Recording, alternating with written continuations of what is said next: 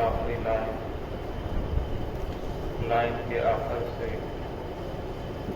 سورۃ النساء کی آیت نمبر 5-6. اعوذ باللہ من الشیطان الرجیم. بسم اللہ الرحمن الرحیم. والذین آمنوا وعملوا الصالحات سندخلهم جنات تجری من تحتها الأنهار خالدين فيها أبدا لهم فيها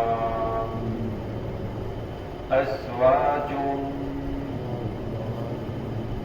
مطهرة وندخلهم ظلا ظليلا.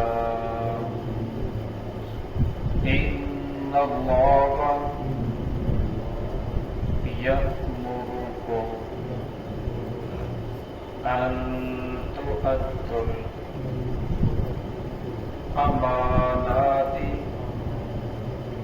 إلى أهلها وإذا حكمتم بين الناس أن تحكموا بالعدل. إن الله نعم ما يعظكم به. إن الله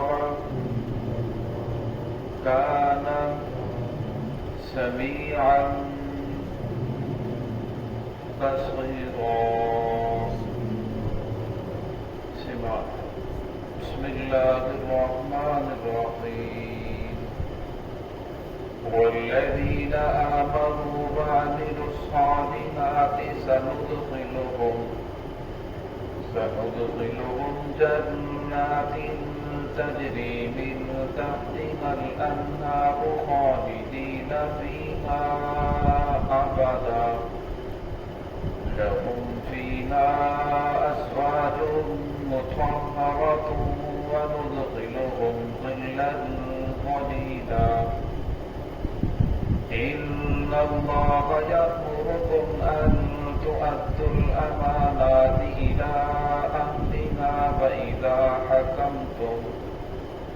حكمتم بين الناس أن تحكموا بالعدل. إن الله نعم ما يعظكم به. إن الله كان سميعا بصيرا. والذین آمنوا وعملوا الصالحات، وہ لوگ جو ایمان لے کر آئے، وعملوا الصالحات، ان لوگوں نے اچھے عمل بھی کیے، سندخلهم، ہم انہیں داخل کریں گے جنات تجری من تحتها الانہار، ایسے باغوں میں جن کے نیچے نہریں جاری ہوں گی، خالدین فیہا ابدا، ان میں وہ ہمیشہ ہمیشہ رہیں گے، لہم فیہا ازواج مطہرہ، اور ان کے لیے ان کے اندر پاکیزہ جوڑے ہوں گے، وندخلهم ظلا ظلیلا، ہم انہیں داخل کریں گے ایسے سایوں میں جو گھنے ہوں گے. ان اللہ یأمرکم ان تؤدوا الامانات الی اہلہا، یقیناً اللہ رب العزت تمہیں حکم دیتے ہیں یہ کہ تم ادا کرو امانتوں کو ان کے مالکوں کی طرف. وَإِذَا حَكَمْتُمْ بَيْنَ النَّاسِ، اور جب تم فیصلہ کرو لوگوں کے درمیان، أَن تَحْكُمُوا بِالْعَدْلِ، تو تم فیصلہ کرو عدل کے ساتھ. إِنَّ اللَّهَ نِعِمَّا يَعِظُكُم بِهِ، بے شک اللہ رب العزت جس چیز کی تمہیں نصیحت کرتے ہیں وہ بہت زیادہ اچھی ہے۔ ان اللہ کان سمیعا بصیرا، بے شک اللہ رب العزت سننے والے ہیں، دیکھنے والے ہیں، جو تم کر رہے ہو اللہ کو معلوم ہے۔ گزشتہ آیات کے اندر اللہ رب العزت نے ان لوگوں کا تذکرہ فرمایا تھا کہ جو لوگ محمد رسول اللہ صلی اللہ علیہ وسلم کی بات سے انکار کریں، حسد کریں، اور ان کو اللہ رب العزت جہنم کے اندر داخل کریں گے۔ اس آیت کے اندر اللہ رب العزت نے لوگوں کا تذکرہ فرمایا جنہوں نے محمد رسول اللہ صلی اللہ علیہ وسلم کا کلمہ پڑھا، صرف کلمہ ہی نہیں، کلمہ پڑھنے کے بعد وعاملوا الصالحات، انہوں نے اچھے عمل بھی کیے۔ جس آدمی نے ایک مرتبہ کلمہ پڑھ لیا، کلمہ پڑھنے کے بعد اس نے دل سے یقین کرتے ہوئے زبان سے اقرار کیا کہ محمد صلی اللہ علیہ وسلم اللہ کے نبی ہیں، اللہ کے سوا کوئی معبود نہیں، ورنہ پھر اس کے بعد وہ کوئی نیکی بھی نہ کرے، کوئی نیک عمل بھی نہ کرے، جنت کے اندر وہ جائے گا۔ لیکن جنت کے اندر جانے سے پہلے اس آدمی کو جہنم کے اندر جانا پڑے گا جو اس نے اعمال نہیں کیے، اس کی سزا بھگتنے کے بعد پھر جنت کے اندر جائے گا۔ وعاملوا الصالحات، اگر اس نے کلمہ پڑھنے کے بعد جو احکامات انسان کے اوپر لاگو ہوتے ہیں ان احکامات کے اوپر عمل کیا، اعمال سارے بھی کیے، اور پھر اللہ رب العزت میں داخل کریں گے سندخلہم جنات، ایسے باغات میں تجری من تحتہا الانہار، جن میں نہریں جاری ہوگی، خالدین فیہا ابدا، اور اس کے اندر ہمیشہ ہمیشہ رہے گا۔ دنیا کے اندر انسان کو جتنی بھی نعمتیں مل جائیں، ورنہ اسے پھر بھی ڈر ہوتا ہے کہ یہ نعمتیں چھن نہ جائیں۔ اگر نعمتیں نہ بھی چھنے، اس بات کا پھر بھی خوف ہوتا ہے کہ میں نے مر جانا ہے، یہ سب کچھ یہی رہ جانا ہے۔ اور میں جنت کے اندر جب اللہ رب انسان کو داخل کر دیں گے تو پھر انسان کو وہاں موت نہیں آئے گی، وہاں انسان کو کوئی پریشانی لاحق نہیں ہوگی، وہاں انسان کو پیشاب پخانا نہیں آئے گا، انسان کو کسی چیز کی کوئی حاجت نہیں ہوگی، کوئی بلغم، کوئی ریشہ، کسی قسم کا کوئی مسئلہ نہیں ہوگا۔ صحابہ نے پوچھا یا رسول اللہ، آپ کہتے ہیں کہ ایک جو ہے آدمی 70 آدمیوں کے برابر کھائے گا تو وہ ہضم کیسے ہوگا؟ وسلم نے فرمایا خوشبودار پسینہ آئے گا جس سے وہ سارا ہضم ہو جائے گا، بہت خوبصورت نکال لے گا جس سے وہ ساری چیز ہضم ہو جائے گی۔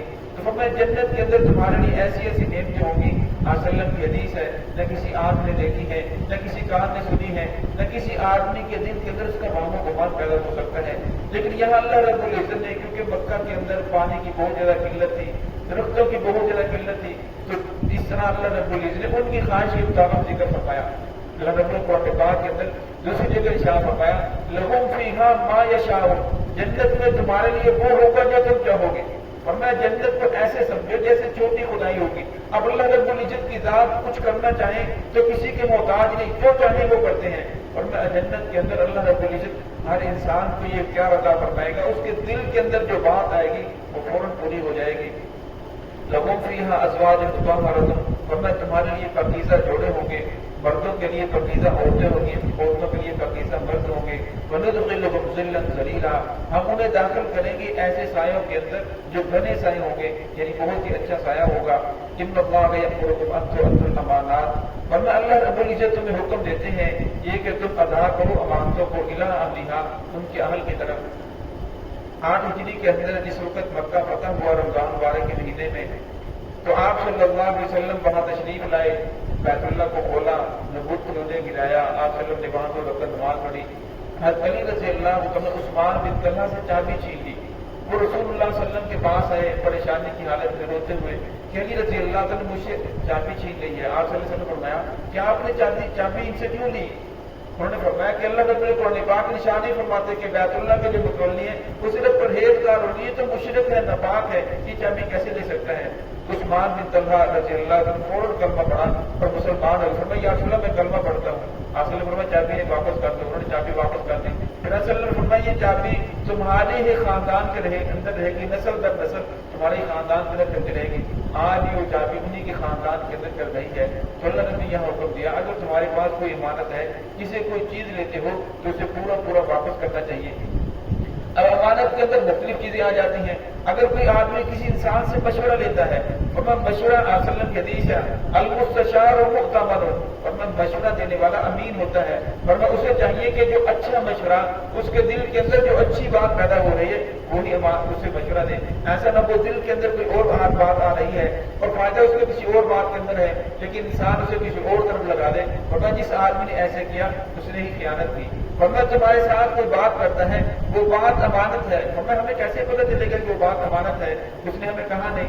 ورنہ اگر کوئی بات کرتے ہوئے دائیں بائیں دیکھتا ہے کہ کوئی میری بات کو سن نہیں رہا تو فرمایا سننے والے کو سمجھ جانا چاہیے کہ اپنی بات میری علاوہ کسی اور کو بتانا نہیں چاہتا، ورنہ اس لیے اس کی بات کا کسی اور جگہ ذکر نہ کرے، ورنہ یہ بھی امانت ہے۔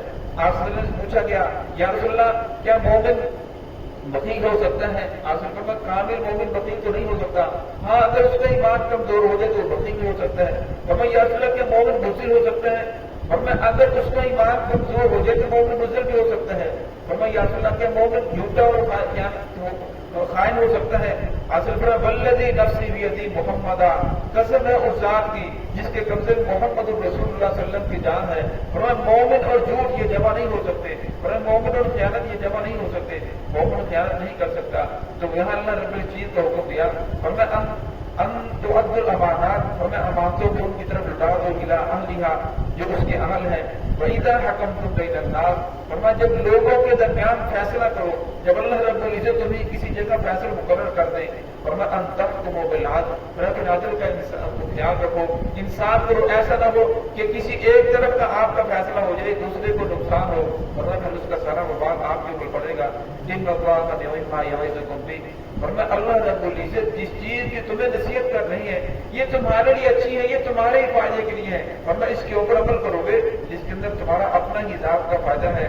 ان اللہ کان سمیعا بصیرا، فرمایا اللہ رب العزت سننے والے ہیں جو تم کام کر رہے ہو، فرمایا اللہ رب العزت کو معلوم ہے، اللہ رب العزت دیکھنے والے بھی ہیں، فرمایا اس کی جو بھی کام کرو انصاف کے ساتھ کرو، تمہارے پاس امانت آ جائے اس کے اندر خیانت نہ کرو بلکہ کامل امانت اس کی طرف پہنچا دو۔ اللہ رب العزت ہم سب کو صراط المستقیم پہ چلنے کی توفیق عطا فرمائے۔